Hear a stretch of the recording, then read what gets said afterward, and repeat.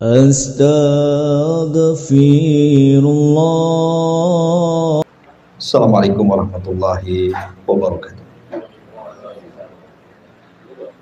Alhamdulillah wassalatu wassalamu ala Rasulillah wa ala alihi wa sahbihi wa mawalah wa la hawla wa la quwata illa billahi wa ba'd. Alhamdulillah, di malam hari ini kembali kita bisa duduk untuk bertalabul ilmi, dan kita masih membahas surah Al-Ghasyiyah, di mana kita masuk pada ayat wa ilas samai kaifa rufi'at. A'udzubillahi minasyaitonir rajim. Bismillahirrahmanirrahim. Wa ilas samai kaifa rufi'at wa ilal jibali kaifa nusibat wa ilal ardi kaifa sutihat fadzakir innama anta mudzakir lasta alaihim bimusaitir illa man tawalla wa kafar fayu'adzibuhu Allahul adzabal akbar inna ilaina iyabahum thumma inna alaina hisabahum.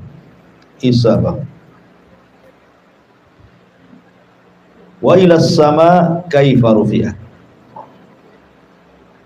dan langit bagaimana bisa ditinggikan atau diangkat. Wa ilal ardi kaifa sutihat, dan bumi atau wa ilal jibali kaifa nusibat, dan gunung-gunung bagaimana ditegakkan. Wa ilal ardi kaifa sutihat, dan bumi bagaimana dihamparkan. Kemarin kita sudah menjelaskan tentang salah satu kekuasaan Allah Subhanahu wa taala tentang unta. Afala yanzuruna ilal ibili kaifa khuliqat. Tidakkah kau lihat unta diciptakan? Kemudian di sini Allah mengatakan, dan tidakkah mereka melihat juga bagaimana langit diangkat, bagaimana bumi ditegakkan, dan bagaimana gunung ditegakkan, dan bagaimana bumi dihamparkan.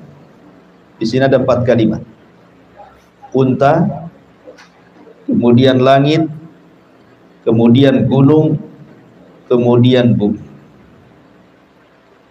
Apa kaitan unta dengan langit? Dan apa pula kaitan gunung dengan bumi?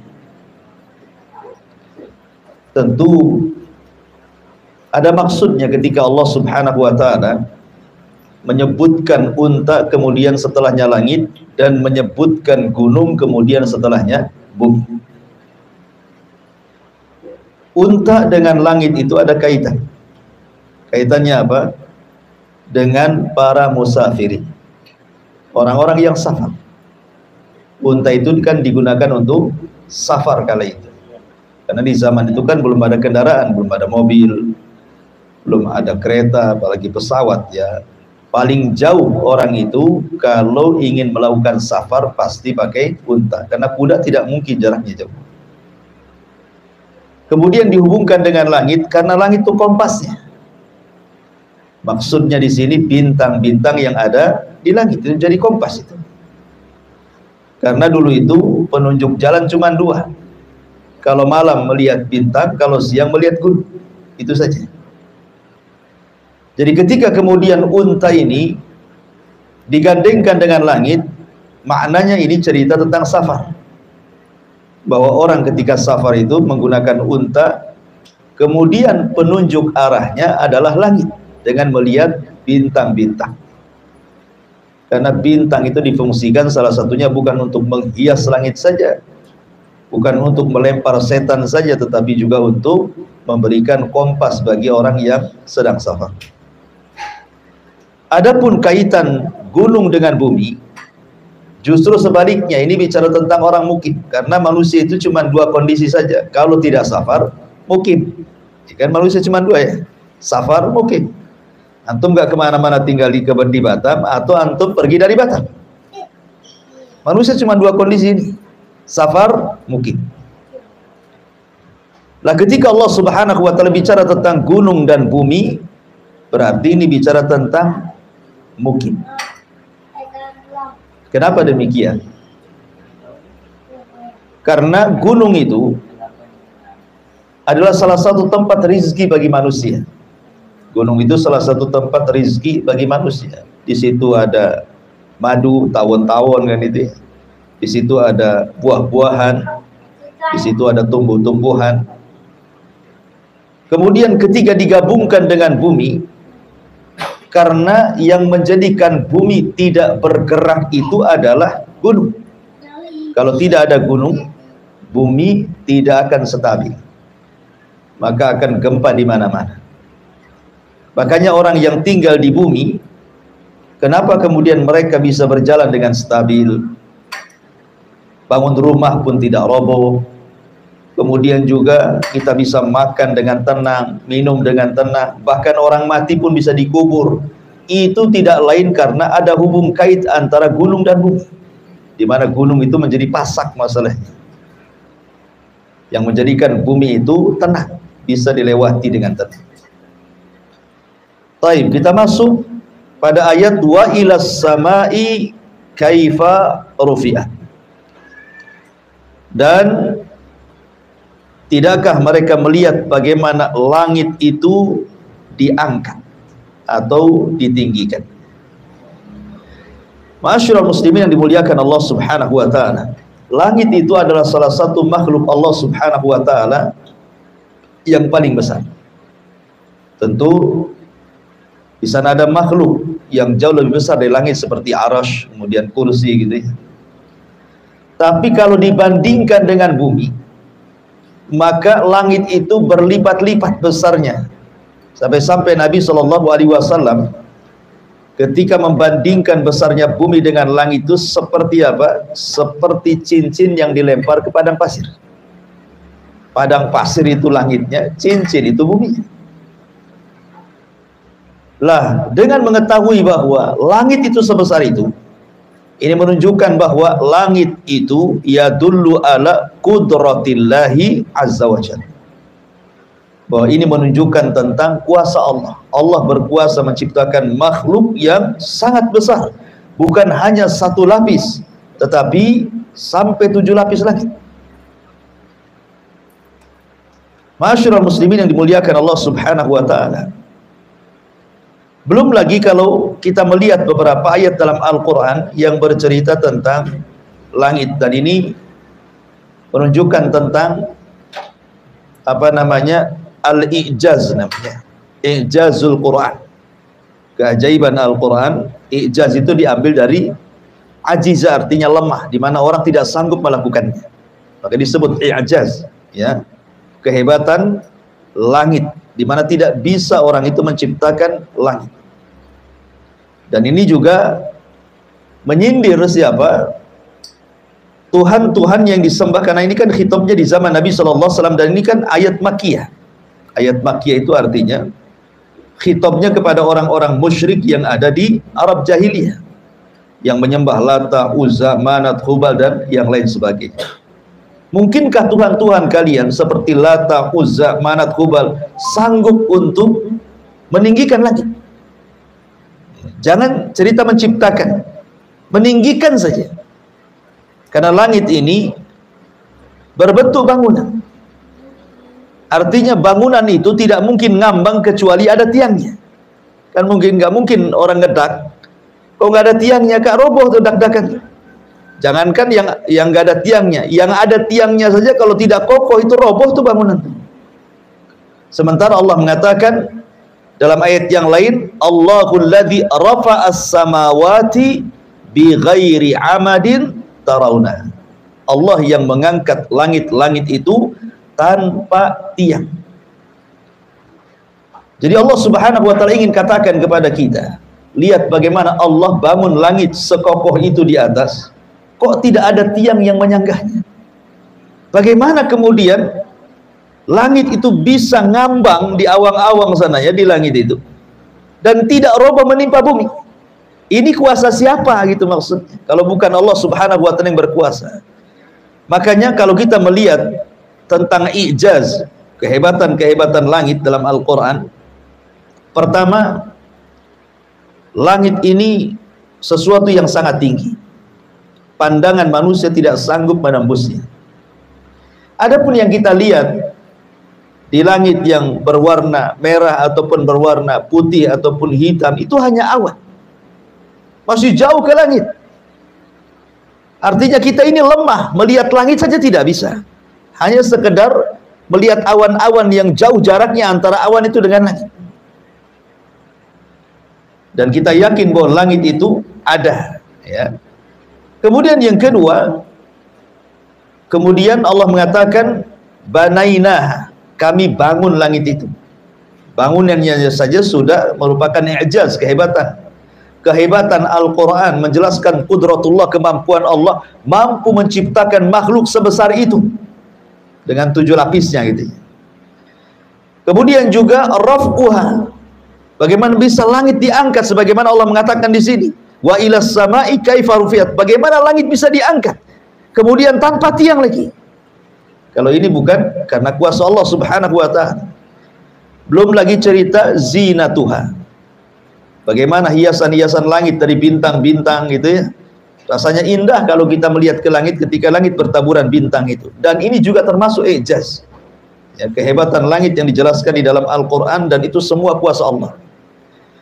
Kemudian juga makhluk-makhluk baik yang bisa dilihat ataupun yang tidak bisa dilihat, kan semua makhluk di langit banyak, galaksi, belum lagi kemudian bintang-bintang, matahari dan bulan, dan begitu seterusnya. Kemudian di atas langit lagi, di atas langit lagi, di atas langit lagi, kan banyak makhluk tuh ya. Siapa yang kemudian menciptakan ini semua? Belum lagi kemudian bintang-bintangnya bisa melempar setan, syuhuban li syayatin gitu ya. Kemudian bisa mengarahkan kompas jalannya manusia, termasuk juga menjaganya. Langit itu tidak jatuh sejak diciptakan sampai hari ini ya, seperti itu saja. Ikhwan, ada kisah yang dinukilkan oleh Al-Imam At-Tabari, Al-Imam At-Tabari rahimahullahu ta'ala. Tentu ini kisah Israiliyat ya. Jadi Imam At-Tabari ini dalam tafsirnya mengkisahkan tentang kisah Nabi Musa. Nabi Musa alaihi salatu wassalam, ketika dia berpikir, apakah Allah ini tidur atau tidak sih sebenarnya? Allah itu tidur atau tidak? Akhirnya kemudian dalam riwayat Abi Hurairah radhiyallahu an, kemudian Allah subhanahu wa ta'ala mengutus malaikat untuk mendatangi Nabi Musa alaihi salatu wassalam. Kemudian Musa disuruh berdiri dengan tangannya menengadahkan kedua-duanya, kemudian dua-duanya diberikan qarurataini, 2 botol, suruh megang 2 botol ya, berdiri pegang 2 botol kayak ya. Berdiri saja, tidak disuruh apa-apa, cuma berdiri saja. Akhirnya karena kelamaan berdiri, Musa pun ngantuk, kemudian tertidur sesaat, jatuhlah kemudian di satu tangannya botol itu, pecah ke bawah. Musa masih tak bertahan, mempertahankan botol satunya. Kemudian juga ngantuk juga, namanya manusia pasti ngantuk. Akhirnya tertidur sesaat, jatuh lagi kemudian botol di tangan satunya, dua-duanya jatuh. Malaikat ingin mengatakan, ya Musa, kalau Allah tidur seperti engkau tidur, langit bumi ini sudah hancur. Paham ya? Ya. Kalau seandainya Allah itu tidur, apalagi ngantuklah, jangan tidur. Kalau Allah ngantuk, apalagi sampai tidur, kondisinya seperti kamu memegang botol itu. Pasti Allah subhanahu wa ta'ala ketika ngantuk atau tertidur, wah sudah berantakan alam semesta ini. Ini kan i'jaz namanya. I'jaz sekali lagi, ini kehebatannya. Kehebatan Allah subhanahu wa ta'ala ketika menjaga langit stabil. Makanya Allah mengatakan dalam surah Kursi, Allah itu tidak disentuh sinatun wala naum. Dia tidak tersentuh kantuk apalagi tertidur kan. Sebab kalau tidak tertidur habis alam semesta ini. Mungkin galaksi berhantam-hantam di langit. Kiamat jadinya. Ma'asyiral muslimin yang dimuliakan Allah subhanahu wa ta'ala. Belum lagi kalau kita lebih luas lagi cerita persoalan langit ini, ikhwan. Langit ini ada makhluk yang diciptakan oleh Allah Subhanahu wa taala, sebagaimana Allah juga menciptakan makhluk yang ada di bumi. Makhluk di langit siapa? Para malaikat. Allah Subhanahu wa taala tempatkan para malaikat itu di langit, sampai-sampai ketika Rasul Isra Mi'raj kemudian menembus ke langit pertama, kedua, sampai ketujuh, sampai ke Sidratil Muntaha. Nabi mengatakan di setiap lapisan langit itu ada malaikat yang berjejer, jaraknya cuma 4 jari. Antara satu malaikat ke malaikat yang lain itu yang berjejer jaraknya 4 jari. Ada yang diciptakan oleh Allah itu mulai dari diciptakannya ruku sampai kiamat. Ada yang diciptakannya kondisi sujud-sujud sampai kiamat. Ada yang bertasbih, ada yang sholat, dan begitu seterusnya. Makanya wajar kalau Allah Subhanahu wa taala mengatakan wa ma ya'lamu junuda rabbika illahu wa ma huwa illa dzikra lil bashar. Tidak ada yang tahu jumlah malaikat itu kecuali Allah. Yang sholat di Baitul Ma'mur saja setiap hari masuk 70.000. Ketika keluar nggak balik lagi, ganti dengan malaikat yang baru. Setiap harinya seperti itu. Lah itu makhluk sebanyak itu tinggal di mana? Tinggal di langit. Makanya ketika para ulama membahas tentang wa futihatis sama fakanat abwaba, ketika langit-langit yang ada di atas itu memiliki pintu-pintu, nanti pada hari kiamat pintu itu akan dibuka dan para malaikat akan turun semua dari langit, akan mengosongkan langit. Kemudian langit akan digulung seperti Allah menggulung kertas. Ma'asyiral muslimin yang dimuliakan Allah Azza wa Jalla. Jadi di sini Allah Subhanahu wa taala ingin merenungkan pada kita secara umum dan khususnya memang di zaman itu, di zaman Arab jahiliyah, bahwa Tuhan-Tuhan yang disembah oleh orang-orang jahiliyah itu tidak sanggup menciptakan langit. Tidak sanggup menciptakan langit. Walaupun langit sudah diciptakan, tidak sanggup mengangkat langit. Satu makhluk dikumpulkan satu dunia ini untuk mengangkat langit, mana bisa? Gak bisa mengangkat langit. Harus ada tiang. Walaupun ada yang mentafsirkan bahwa sebenarnya langit itu ada tiangnya, cuman tidak kelihatan. Tetapi pendapat ini dibantah. Karena nas Al-Quran jelas, khalaqas samawati bighairi amadin tarawnaha. Allah menciptakan langit tanpa tiang. Dan kau bisa lihat, Anda bisa keliling satu dunia, Anda tidak akan mendapatkan satu tiang langit. Apalagi secara logika. Logika ya. Bumi ini kecil. Ibarat cincin dilempar ke padang pasir. Bagaimana mungkin mampu menopang tiang langit sebesar itu? Kan logikanya seperti itu. Langit itu kan besar, bumi kecil. Kalau ditaruh tiang pula di bumi yang sangat kecil sekali, ya mustahil lah kan itu. Makanya pendapat yang kuat wallahu alam bahwa memang kata-kata khalaqas samawati bighairi amadin tarawnaha, ya memang langit itu Allah ciptakan tanpa ada tiang. Dan itu menunjukkan kudratullahi Azza wa Jalla. Kemudian setelah Allah Subhanahu wa taala menceritakan tentang langit, Allah menceritakan tentang gunung. Wa ilal jibali kaifa nusibat. Dan bagaimana mereka tidak bisa melihat gunung-gunung itu ditancapkan. Dalam ayat yang lain Allah Subhanahu wa taala mengatakan wal jibal autada. Gunung itu dijadikan pasak. Ikhwan, kalau antum buat tenda, kan ada pasak-pasaknya kan, mungkin satu tiang tengah lah, tapi kan namanya pasak itu pasti ada di pinggir. Apa sih fungsinya pasak untuk tenda? Supaya kalau tidak angin, ada angin tidak roboh tuh tenda, tidak terbawa terbang, makanya dibuat pasak. Dan kita bisa melihat pasak itu biasanya umpamanya ukurannya 1 meter pasak itu. Kemudian kita tancapkan di bumi, kemudian kita palu.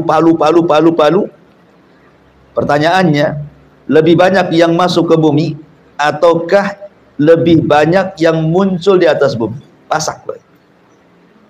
Lebih banyak yang nancap. Ya kan? Umpamanya dari 5 meter itu mungkin 10 cm saja yang ini kan, 1 meter itu mungkin 20 cm lah yang ke bumi.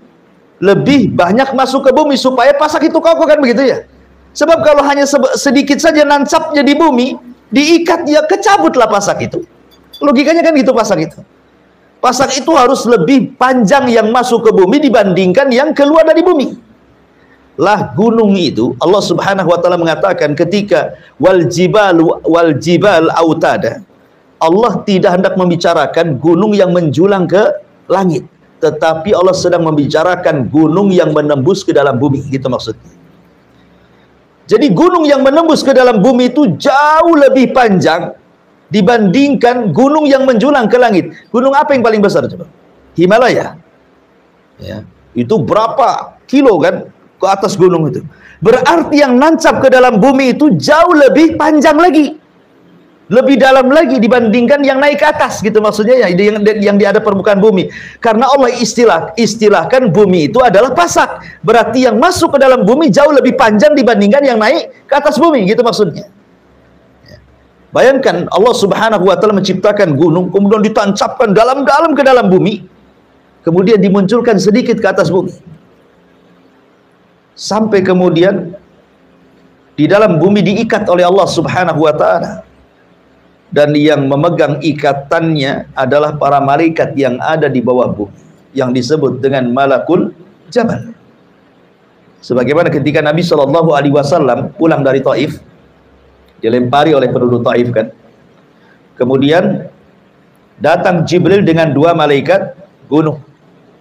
Kata Nabi SAW, wahai Muhammad, perintahkan 2 malaikat gunung ini, nanti dia akan angkat gunung yang ia jaga ke penduduk Taif, menunjukkan setiap gunung itu ada penjaganya. Gitu maksudnya yang ingin saya katakan. Setiap gunung itu ada yang jaga supaya stabil.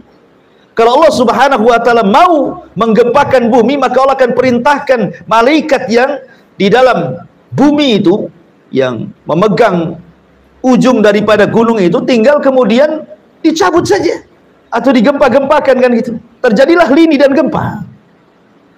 Jadi disinilah menunjukkan kuasa Allah Subhanahu wa taala menciptakan gunung itu luar biasa manfaatnya gitu. Karena sebelum ada gunung, bumi ini tidak stabil, dia goyang.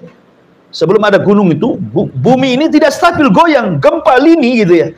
Lah untuk menstabilkan bumi supaya tidak goncang, makanya Allah Subhanahu wa taala ciptakan gunung, kemudian ditembuskan ke dalam dasar bumi yang sangat dalam, supaya gunung menjadikan pasak bumi, dan bumi akhirnya stabil. Kita bisa jalan di situ, kita bisa naik mobil, naik motor, bangun rumah, makan, minum, dan begitu seterusnya. Itulah manfaat gunung. Tetapi nanti pada hari kiamat, ikhwatu fiddin yang muliakan Allah Azza wa Jal, gunung itu akan tercabut dari pasak, kemudian digeser, kemudian dinaikkan ke langit, kemudian ditubruk-tubrukan, setelah tinggal debunya kemudian dihampaskan lagi ke bumi. Inilah makna kal ihnil manfush.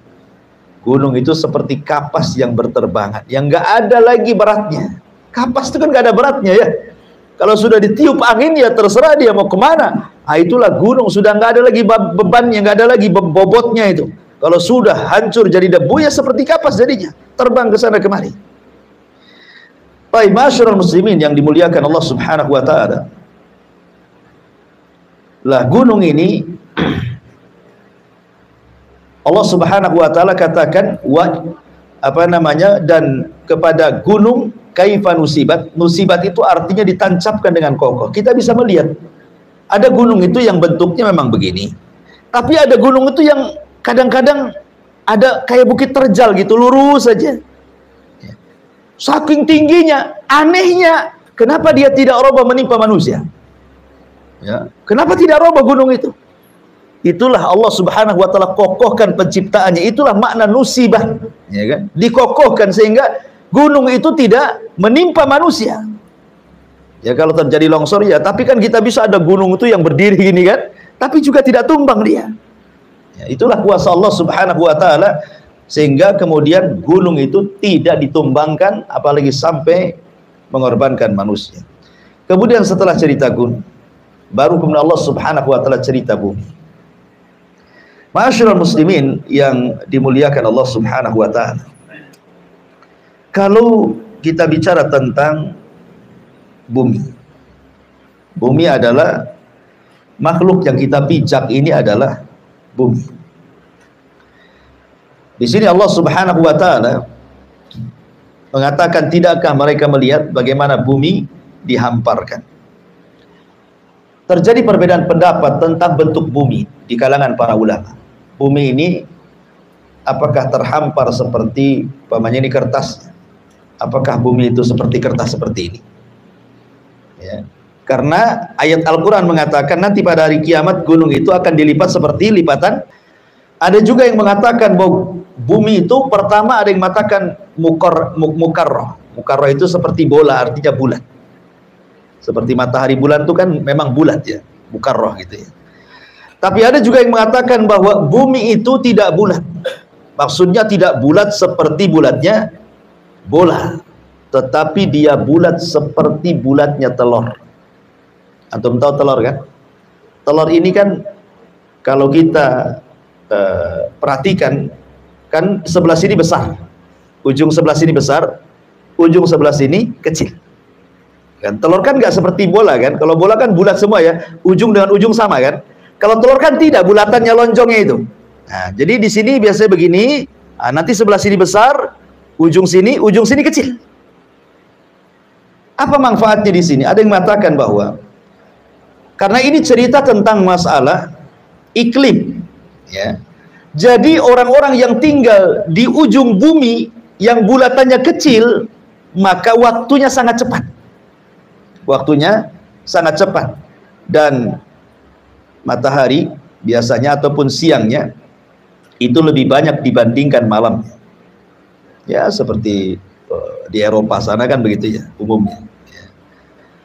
Adapun kemudian yang bulatannya besar, berarti kan ujung ke ujung nih. Yang bulatannya besar itu berarti itu stabil, malamnya panjang, siangnya juga panjang. Jadi sangat pengaruh dengan cahaya matahari itu. Antara ujung dengan ujung tuh. Lah tengahnya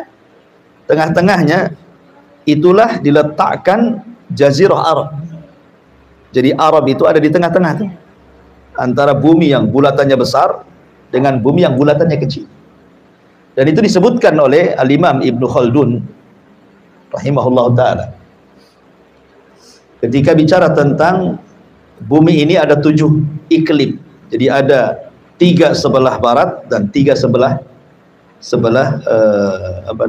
timur. Lah tengah-tengahnya dia mengatakan Jazirah Arab. Dan Allah Subhanahu wa taala memilih tengah-tengah karena disitulah Allah bangun rumahnya, Baitullah Al-Haram. Di situ juga diutus Khatamul Anbiya, Nabi yang terakhir. Ya. Sehingga kata Imam Ibnu Khaldun itu dengan perbedaan iklim antara ujung bumi dengan ujung bumi dengan tengah bumi, kemudian dikaitkan dengan cerita Dzulqarnain.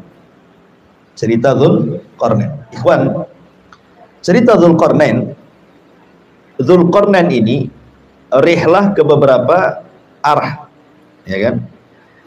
Pertama, Dzulqarnain ini dia berjalan, Allah mengatakan yas'alunaka an dzil qarnaini qul sa'atlu 'alaikum minhu dzikra inna makkanna lahu fil ardi wa atainahu min kulli syai'in sababa fa'atba'a sababa hatta idza balagha maghribasy syamsi wajadaha taghrubu fi 'ainin hamiyatin wa wajada indaha qauman qulna ya dzal qarnaini imma tu'adziba wa imma an tattakhidha fihim husna.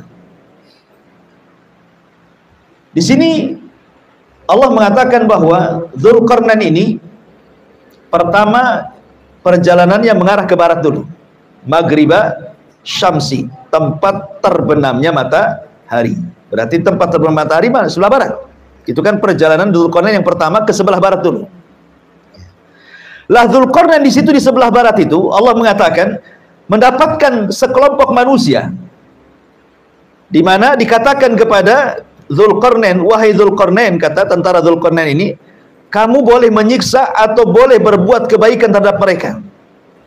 Artinya orang-orang yang sebelah barat itu mereka adalah manusia-manusia yang punya ikhtiar. Ikhtiar itu punya kemampuan untuk memilih.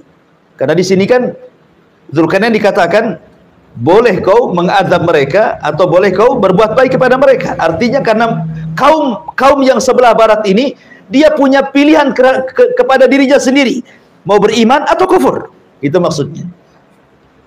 Tetapi ketika Dzulqarnain ini mengarahnya ke tempat lain, ke tempat yang justru terbalik dari barat tapi sebelah timur. Jadi ini kan sudah ke ujung barat nih. Setelah mentok di ujung barat, Dzulqarnain kemudian balik lagi ke ujung timur.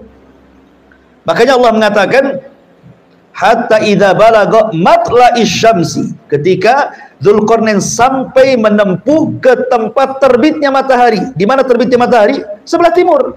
Berarti Dzulqarnain mengarah ke timur setelah ke barat. Apa yang terjadi? Kemudian mendapatkan sebuah kaum, lam naj'al lahum min duniha sitrah. Apa kaum yang didapati Dzulqarnain ini? Hingga apabila dia telah sampai ke tempat terbitnya matahari, dia mendapati matahari itu menyinari segolongan umat yang kami tidak menjadikan bagi mereka sesuatu yang melindungi mereka dari cahaya matahari. Jadi Dzulqarnain ketika sampai di ujung timur itu mendapati satu kaum ini aneh, nggak punya rumah. Dia tinggal di dalam gua-gua, di lubang-lubang. Ya, nggak ada rumah. Tidak ada rumah yang kayak kita ini kan, kalau ada matahari, ada hujan kan bisa dilindungi. Jadi mereka berlindung di dalam bumi itu. Dibuatkan lubang-lubang dalam bumi, mereka sembunyi. Dan mereka ketakutan dengan adanya Dzulqarnain. Mereka tidak menemui Dzulqarnain, dan Dzulqarnain pun tidak menemui mereka. Ya. Jadi mereka tidak berbicara dengan Dzulqarnain, tapi Dzulqarnain juga tidak ngajak bicara dengan mereka, ditinggal begitu saja. Jadi kaum ini mereka keluarnya di malam hari saja. Jadi kalau siang hari mereka masuk ke lubang-lubang, kalau malam hari baru mereka keluar. Karena mereka takut dengan cahaya matahari. Lah kaum yang ini, kaum yang tidak punya pilihan. Kalau yang sana kan ada pilihan kan. Bisa beriman, bisa kufur. Kalau ini orang ini ketakutan, nggak ada iradah, nggak ada kehendak orangnya. Ketemu aja susah. Ya. Makanya oleh Dzulqarnain ditinggalkan, kemudian mengarah ke arah mana? Ke arah lain lagi. Ya. Kemudian Allah Subhanahu wa taala mengatakan di sini hatta idza balagha bainas saddaini wajada min dunihi qauman la yakaduna yafqahuna qaula. Setelah kemudian Dzulqarnain ini mengarah ke timur, mendapatkan kaum yang tidak bisa diajak bicara, mereka juga tidak bicara dengan Dzulqarnain karena sembunyi. Maka kemudian mereka mengarah ke utara. Ya, jadi barat, timur, utara. Cuman 3 arah saja Dzulqarnain itu berjalan. Ketika sampai di ujung utara, rupanya ada 2 gunung. Disitulah Dzulqarnain mendapatkan satu kaum yang tidak paham bahasanya. Ngomong apa orang itu? Sampai kemudian harus menggunakan 10 penerjemah. Dari satu bahasa ke bahasa lain, dari bahasa lain ke bahasa lain, dari bahasa lain ke bahasa lain, dari bahasa lain ke sampai Dzulqarnain paham itu. Pokoknya dari bahasa Sunda ke Jawa, dari Jawa ke Bali, dari Bali ke Melayu, dari Melayu ke Batak, dari Batak ke Alor, baru paham. Oh iya, maunya apa gitu loh. Jadi ini kaum yang ini, ya kenapa rupanya baru tahu bahwa di situ mereka diganggu oleh manusia yang sangat jahat namanya Yajuj dan Majuj, kan itu ceritanya ya, di ujung. Makanya dari sini, dari perjalanan Dzulqarnain ini bisa melihat bahwa iklim itu bisa merubah tabiat-tabiat orang di sini. Ya kan, masing-masing daerah itu memiliki tabiat masing-masing. Kalau kita lihat ke barat, memang barat itu kan ahli azmi istiqrar, orangnya memang punya pendirian, itu bahasanya ya. Orang-orang barat kan punya pendirian orangnya. Kemudian punya azam yang kuat. Ya. Tapi kemudian orang-orang yang di sebelah lain pula dia tidak punya pendirian. Ya. Tapi kalau mengarah ke utara, ke daerah-daerah Rusia bekas jajahan Uni Soviet sana kan, Rusia, justru di situ adalah kegelapan di zaman itu, karena disitulah Yajuj dan Majuj akan muncul kan itu ya. Dan begitu seterusnya. Intinya bahwa iklim yang ada di permukaan bumi, kata Imam Ibnu Khaldun, itu memiliki juga pengaruh kepada tabiat-tabiat manusia. Ya, kepada tabiat. Jangankan jauh-jauh antar ujung negara ke ujung negara ya. Di negeri kita saja kan kita lihat tabiat masing-masing daerah itu kan kadang-kadang ada yang keras, ada yang lembut gitu. Kayak di Jawa mungkin orang Jogja kalau ngomong habisin pulsa lama selesainya. Karena pelan gitu ya. Orang Surabaya cepet pula kecepatan, malah nggak paham ngomong apa saking cepetnya. Ya kan itu ya. Ada yang orangnya nampaknya marah-marah, padahal dia itu tidak marah-marah sebenarnya. Ya, suaranya aja tinggi gitu ya. Itu memang berubah tabiat masing-masing. Apalagi antar negara dengan berbagai macam iklim tadi kan. Jadi begitulah Allah Subhanahu wa taala membentuk bumi, dan ini salah satu ijaz ya, kan? Ya, keajaiban Allah Subhanahu wa taala membentuk bumi seperti itu. Taib. Intinya bahwa di sini Allah Subhanahu wa taala ingin merenungkan, membuat renungan kepada kita, bukan hanya orang-orang musyrik Arab saja, tetapi juga ayat ini al-ibrati bi umumi lafzi, karena ibrah itu umumnya lafaz. Bahwa ketika Allah menciptakan unta, menciptakan langit, menciptakan bumi, menciptakan gunung, jadikan itu semua renungan tentang kudratullahi azza wa jalla. Bahwa Allah itu menguasai, bahwa tidak mungkin alam semesta itu kalau tidak ada penciptanya. Nggak mungkin gunung begitu saja ada, langit begitu saja ada. Nggak mungkin, pasti di sana ada pencipta, Allah Subhanahu wa ta'ala. Ya. Baik. Kemudian Allah Subhanahu wa ta'ala berfirman setelahnya, setelah kemudian bicara tentang kuasa Allah Subhanahu wa ta'ala. Maka Allah Subhanahu wa ta'ala mengatakan, fadzakir innama anta mudzakir. Maka berilah peringatan, karena sesungguhnya engkau Muhammad hanyalah pemberi peringatan. Artinya di sini ada hubung kait dengan ayat sebelumnya. Kalau orang-orang musyrik jahiliyah itu tidak bisa mengambil pelajaran dengan adanya langit yang mereka bisa lihat, dengan adanya bumi yang mereka bisa pijak, dengan adanya unta yang mereka bisa pegang, dengan adanya gunung yang juga mereka bisa daki gitu. Bahwa itu semua adalah tidak mungkin Tuhan-Tuhan mereka yang mereka sembah seperti Lata, Uzza dan Hubal yang menciptakan. Di sana pasti ada pencipta. Kalau dengan itu, dengan kuasa Allah secara kaun, mereka tidak sadar, maka kewajiban kamu fadzakir, ingatkan mereka, ya, kasih tahu mereka bahwa sembahan kalian tidak layak disembah. Sembahan kalian tidak bisa menciptakan gunung, tidak bisa menciptakan langit, tidak bisa menciptakan bumi, tidak bisa menciptakan alam semesta. Zat yang tidak bisa menciptakan tidak mungkin saya sembah. Jadi mulailah Allah Subhanahu wa ta'ala mengingatkan Rasul agar mengingatkan mereka. Kalau dengan kuasa Allah yang mereka bisa lihat, mereka tidak sadar, maka kewajiban orang yang sadar mengingatkan kepada orang yang tidak sadar. Fadzakir, berikan peringatan. Ayat ini mungkin perintahnya kepada Nabi. Tapi sekali lagi, kalau kita cerita Al-Quran dan tafsir Al-Quran, berarti ibrah itu dengan umumnya lafaz. Berarti ayat ini juga seruan kepada kita. Fi'lul amr, perintah kepada kita, bahwa kita juga harus memberikan peringatan. Ya, seolah-olah, hei Rasul, berikan peringatan. Hei Abu Bakar, Umar, Utsman, berikan peringatan. Hei para ulama, berikan peringatan. Hei para thalabatul ilmi, berikan peringatan. Berikan peringatan. Karena dalam peringatan itu ada manfaatnya. Inna fa'ati dzikra. Ada manfaatnya. Tidak mungkin nggak ada manfaatnya. Ada manfaatnya setiap peringatan itu. Tetapi di sini Allah katakan fadzakir innama anta mudzakir, titik sampai di sini. Bahwa tugas kamu hanya menyampaikan. Ingat ya, dalam berdakwah itu tugas kita hanya menyampaikan, bukan memaksa orang untuk ikut kita. Afa anta tukrihun nas hatta yakunu mu'minin? Apakah engkau Muhammad hendak memaksa manusia sehingga mereka harus beriman semuanya? Ya nggak bisa. Ya, jangankan orang yang memusuhi Nabi SAW, orang yang mencintai Nabi loh sekelas Abu Talib, nggak bisa diberikan hidayah kan? Karena hidayatul irsyad itu milik Allah. Sehebat apapun Nabi SAW mendakwahkan Islam kepada Abu Talib, tetap saja Abu Talib mati kafir. Makanya Allah mengatakan, innaka la tahdi ala man ahbabta walakinnallaha yahdi man yasha. Engkau wahai Muhammad tidak bisa memberikan hidayah kepada orang yang kau cintai, tetapi Allah lah yang memberikan hidayah kepada yang dikehendaki. Kalau memang Nabi SAW mampu memberikan hidayah kepada orang yang dicintainya, tentu tidak ada orang kafir di Mekah. Karena Nabi itu senang kalau semuanya beriman kan.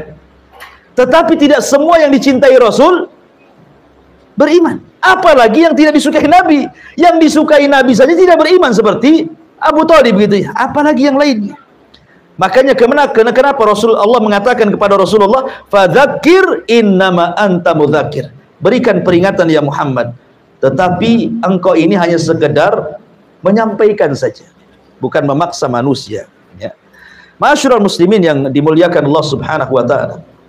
Kalau kita melihat sejarah Nabi sallallahu alaihi wasallam, kalimat fadzakir ini adalah fi'lun amr. Ya, dia adalah perintah ya. Kata kerja bentuk perintah. Artinya ingatkan manusia. Ingatkan manusia. Makanya Nabi SAW itu tidak henti-hentinya sepanjang hidupnya mengingatkan manusia. Sampai ketika saat wafatnya pun Rasul tetap mengingatkan manusia. Apa kata Rasul saat wafatnya? As-salatu wa ma malakat aimanukum. Jaga salat dan hamba sahaya kalian. Lindungi mereka. Lihat, kemudian setelah itu Rasul wafat kan? Di detik-detik wafatnya saja Rasul SAW itu berusaha zakir, mengingatkan manusia. Sholat, jangan tinggalkan sholat.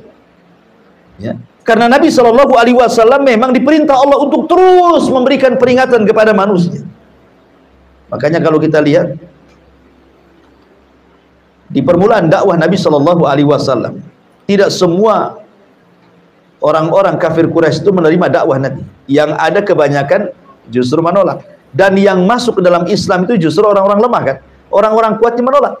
Abu Lahab, Abu Jahal, Abu Sufyan, Umayyah, Khalid bin Walid, Amr ibn As, tokoh-tokohnya itu kan menolak di permulaan Islam. Walaupun belakangan ada yang tetap kafir dan mati di atas kafiran, ada juga yang masuk Islam seperti Khalid dan Amr bin As contohnya, atau Abi Sufyan ya. Tapi di permulaan Islam itu orang tidak suka dengan Nabi. Sampai saking tidak sukanya Nabi memberikan peringatan kepada manusia itu. Ada kekhawatiran di musim haji. Kan kalau musim haji kan datang dari mana-mana, bukan orang Quraisy saja. Sementara orang-orang yang datang dari luar itu belum tentu kenal dengan Nabi.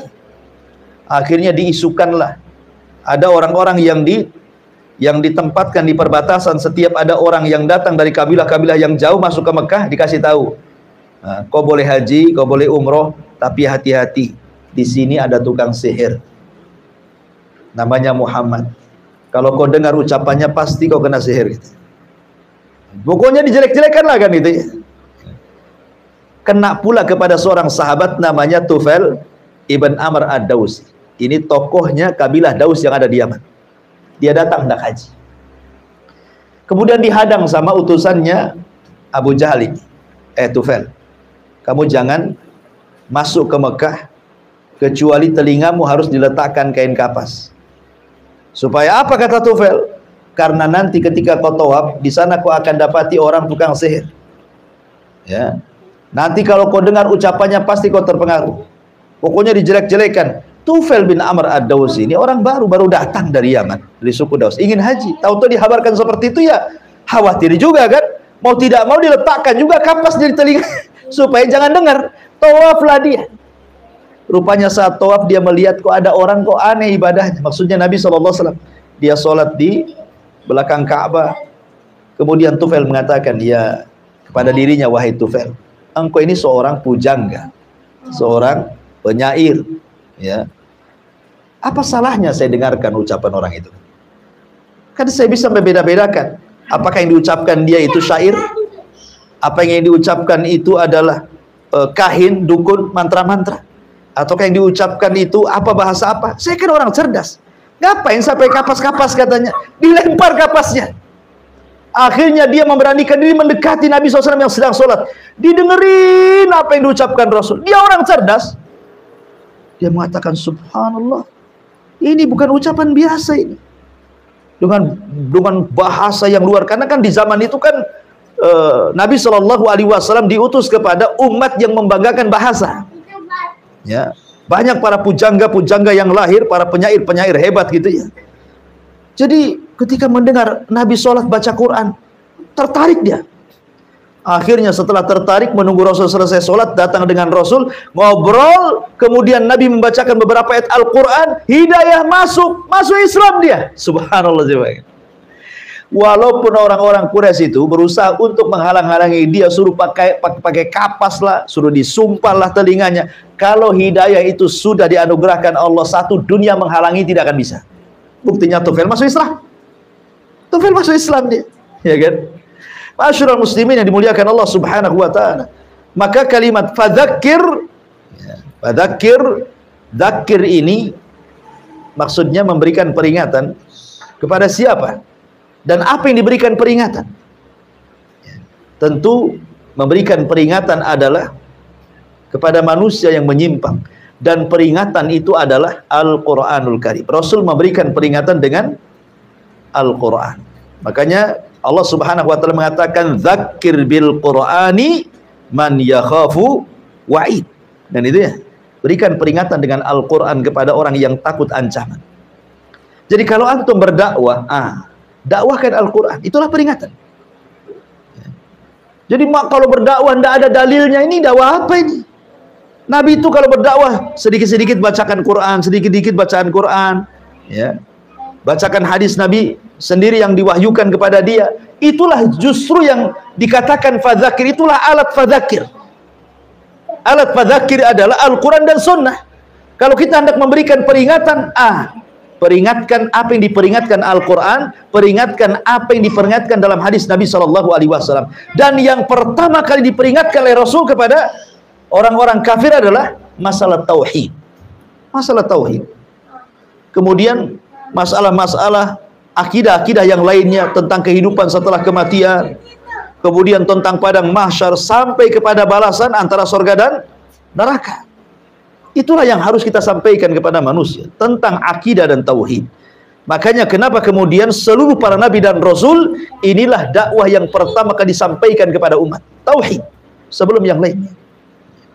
Ma'asyiral muslimin yang dimuliakan Allah Subhanahu wa taala. Allah perkuat dengan kata-katanya, lasta alaihim bimusaitir. Engkau bukanlah orang yang berkuasa atas mereka. Seolah-olah Allah ingin katakan, ya Muhammad, yang menggenggam hati manusia itu bukan engkau tapi Allah. Maka kita harus paham. Kalau antum kemudian menasihati saudara antum, menasihati keluarga, menasihati kawan, kok dia malah kemudian marah-marah, malah kemudian mengejek, menentang, bahkan berusaha untuk menjauh dari kita, bahkan sebagian mereka sampai memutus silaturahim, kan itu ya. Ketahuilah bahwa yang memegang hati manusia itu Allah. Jadi tugas kita hanya menyampaikan kebenaran. Ya, dalam berdakwah itu hanya menyampaikan kebenaran dengan kelembutan. Ini yang kadang-kadang hilang pada ruhnya ikhwan-ikhwan saat berdakwah. Tidak ada lembutnya. Ilmu ada, lembut tak ada. Contoh saja, saya kadang-kadang benci juga kalau melihat pemainnya lagi sholat wajib, tah maghrib, tah isya gitu ya. Ya, ada ikhwan-ikhwan itu mungkin di masjid itu tidak sepaham dengan jemaah yang ada di situ. Tapi kan mereka minoritas, mereka mayoritas. Ikhwan itu mungkin hanya 1-2 di tengah-tengah orang banyak yang berbeda pemahamannya. Terkadang habis sholat itu hanya zikir entah berapa, entah astagfirullah, astagfirullah, astagfirullah, langsung berdiri sholat sunnah. Ini nggak ada adabnya, ikhwan. Apa salahnya coba antum ikut mereka dulu sampai selesai, mereka juga zikir rame-rame, kita zikir sendiri kan. Ya, selesai mereka sholat sunnah, baru kita sholat sunnah. Supaya nggak terkesan kita ini berpisah dengan mereka gitu maksudnya. Kadang saya gimana melihat ada ikhwan kayak gitu, kayaknya nggak punya akhlak dia kan. Ya, akhirnya ketika kemudian sikapnya seperti itu, ya tetap jadi eksklusif akhirnya. Ini orang apa ini, kata orang itu, nggak pernah zikir gitu. Jadi kan begitu ya. Ya. Kan zikir kan banyak, ikhwan. Nabi SAW mengajarkan lafaz zikir itu banyak, itu mulai dari istighfar 3 kali, Allahumma antas salam, Allahumma la mani alima ataita. Kemudian di situ ada tasbih 33 kali, kemudian tahmid 33 kali, takbir 33 kali, digenapkan dengan la ilaha illallah. Kemudian di situ ada baca ayat kursi juga kan, dianjurkan baca ayat kursi. Kemudian di situ juga qul a'udzu birabbin nas, qul a'udzu bifalaq, kemudian akhir surah Al-Baqarah juga dianjurkan. Jadi sebenarnya kalau dia paham zikir itu panjang itu. Mungkin ketika kita selesai zikir, selesai juga zikirnya orang itu. Sehingga akhirnya karena dia mungkin kurang beradab gitu ya. Kadang-kadang Di belakangnya orang tua lagi zikir, antum pula sholat sunnah membelakangi dia. Ya. Jadi tolonglah ikhwatu fiddin yang dimuliakan Allah Azza wa Jalla, sabar di situ. Sabar, selesai mereka zikir, baru kita juga selesai. Itu salah satu bentuk bahwa ilmu saja tidak cukup. Ya, ilmu saja tidak cukup, tetapi juga ada kelembutan dalam berdakwah, ada kelembutan. Ya, umahat juga sama gitu. Kalau ngaji itu kan ada kubu-kubunya tuh. Kubu cadar banana sendiri gitu ya. Kubu yang tak cadara. Nanti kalau ada yang cadarnya beda itu langsung suudon tuh. Mungkin orang itu nyasar ke sini padahal mau ngaji, disangka nyasar dia. Mungkin mau ke pasar dia. Kenapa? Jilbabnya nggak sama masalahnya. Semua hitam, yang ini pula merah pula, jilbab merah. Ya. Kemudian jilbab layangan lagi. Biarkan aja, rangkul mereka. Kalau bisa nanti terus dakwai mereka sampai-sampai akhirnya kan lama-lama seragam nanti. Nanti lama-lama diseragamkan enggak? Orang itu kan ruh, itu kata Nabi SAW, al-arwahu junudun mujannada. Ruh itu akan bersatu dengan seragamnya. Kalau sudah suka. Tapi kalau belum suka nggak akan bergabung. Ya, makanya di sini dikatakan lasta alaihim bimusaitir. Engkau bukanlah orang yang berkuasa atas mereka. Kita menginginkan hidayah manusia, tapi akhlak kita tidak mencerminkan hidayah. Illa man tawalla wa kafar. Illa di sini sudah lafadz munqati, terputus dengan kalimat di atasnya, artinya lakin. Illa di sini artinya lakin man tawalla wa kafar. Akan tetapi, gitu artinya ya. Akan tetapi orang-orang yang berpaling lagi kafir, fayu'adzibuhullahu adzabal akbar. Maka mereka akan diazab dengan azab yang besar. Jadi kan mereka dusta, mendustakan kamu, kau beri peringatan, mereka tidak, begitu seterusnya. Nah, sudah, berarti mereka memang memilih di atas kekiran. Kalau seperti itu, ya, fayu'adzibuhullahul adzabal akbar. Kelak Allah yang akan membalasnya. Allah akan azab orang-orang itu dengan azab yang besar. Inna ilaina iyabahum. Ingat, karena semua manusia akan kembali kepada satu dunia ini, akan kembali kepada Allah. Mulai daripada orang yang hidup sejak zaman Nabi Adam sampai yang terakhir mati akan dibangkitkan dan akan kembali kepada Allah. Ketika semua akan kembali kepada Allah, summa inna alaina hisabahum. Ingat, mereka akan dihisab. Ya. Kemudian sesungguhnya kewajiban kamilah membuat perhitungan dengan mereka. Dari sini menunjukkan ada ketenangan bagi orang-orang yang selama ini terkena kezaliman manusia. Dan ada ketenangan di sini kan, bukan semua akan dihisab, tenang, gak apa-apa dia nyakiti saya, nanti ada waktunya Allah akan balas. Karena alasan orang-orang kafir Quraisy mengingkari tidak ada kehidupan setelah kematian itu karena mereka mau bebas. Kenapa orang-orang kafir Quraisy itu mereka mengingkari, nggak mungkin ada kehidupan setelah kematian, nggak mungkinlah tulang belulang, apalagi sudah jadi tanah, kemudian dibangkitkan lagi jadi manusia, mustahil. Itu hanya alasan mereka.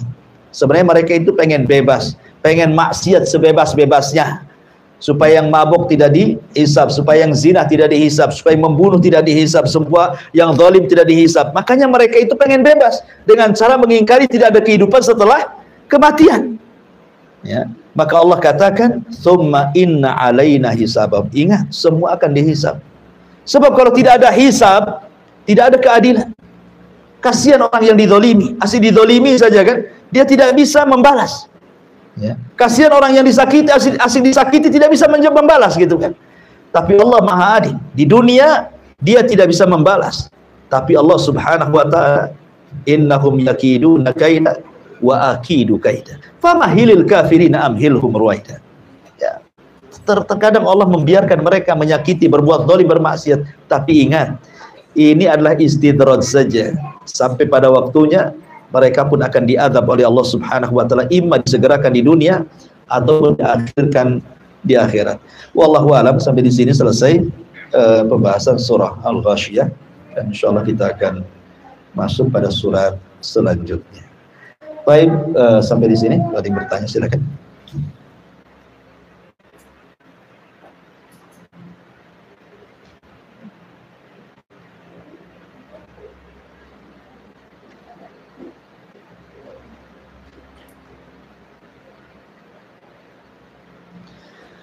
Kalau tidak ada, kita tutup. Subhanallah bihamdika, asyhadu an la ilaha illa anta, astaghfiruka wa atubu ilaik. Allah ta'ala. Assalamualaikum warahmatullahi wabarakatuh.